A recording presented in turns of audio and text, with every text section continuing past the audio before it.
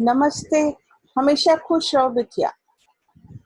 I am Jevin Dr. Lily Trivedi and today I am going to take the lecture of B Pharma second sem students and the course is EVS, Environmental Sciences.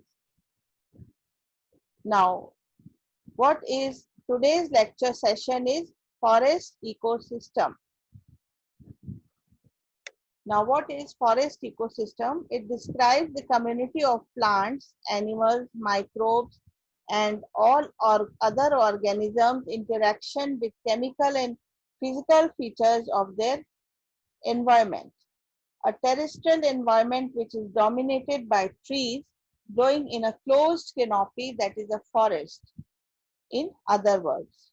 Now, the organisms which are involved in a forest ecosystem are interdependent on one another for survival, can be broadly classified according to their ecological role as producers, consumers, and decomposers. Now, to describe the forest ecosystem dynamics, the well-known example of such ecosystem is Amazon rainforest of South America. Now, forest producers. When we look at the forest ecology, the energy from the sun enters the system at the producer level, and the organisms which manufacture from these energy are the green plants. So the green plants are photosynthesizing and act as producers of the forest ecosystem. Now in the tropical rainforest of Amazon, they arrange themselves in 4 layers. The first is the emergent layer that includes huge trees covering about 165 feet or more and are spaced far apart. Now, beneath these emergent trees lies the main canopy that is composed of closely spaced trees, generally 65 to 165 feet tall. They provide the food, the nectar, and the seed for many creatures. Now, the understory after it supports few plants as very little sunlight is entering. Then on the forest floor, almost nothing grows as it is devoid of sunlight. Now after this, we have the primary consumers, that is the which cannot manufacture their own food. And in this comes the animal herbivores.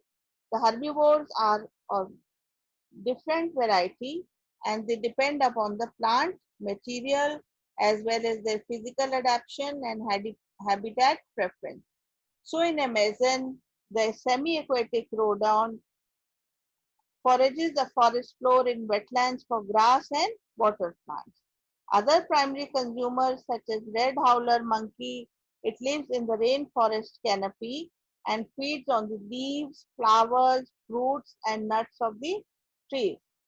After the primary consumer is the secondary consumer, which feeds on the primary consumer to obtain energy originally produced by green plants. The tertiary consumer feeds on the secondary consumer. Now, these meat-eating animals are known as carnivores. They act both as sedentary, secondary and tertiary carnivores depending upon the creature on which they prey. The jaguar is the biggest mammalian carnivore of the Amazon. Now, it can prey on the capybaras, which is a primary consumer, and also readily hunts on the other secondary consumers, and it plays a tertiary role. Now, some secondary and tertiary consumer monkeys, they mix up animal diet with plant matter. For example, the golden lion tamarin, a small monkey, will eat both fruits as well as insects and frogs. So such consumers are known as omnivores. The predators thrive in all layers of Amazon forest.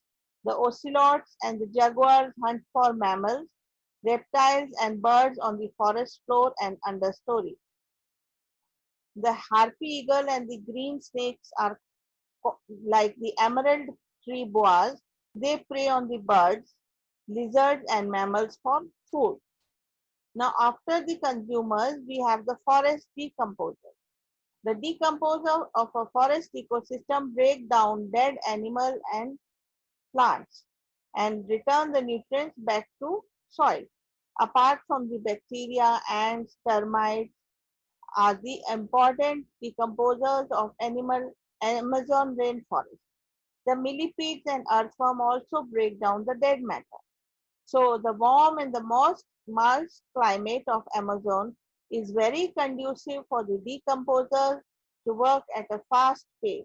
So within 6 weeks, the dead matter is broken down.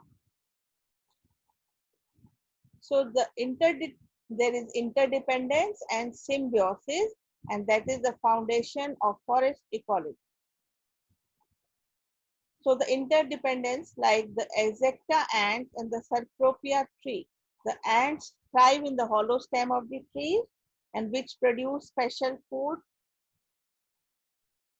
which survive on the special food produced by the tree.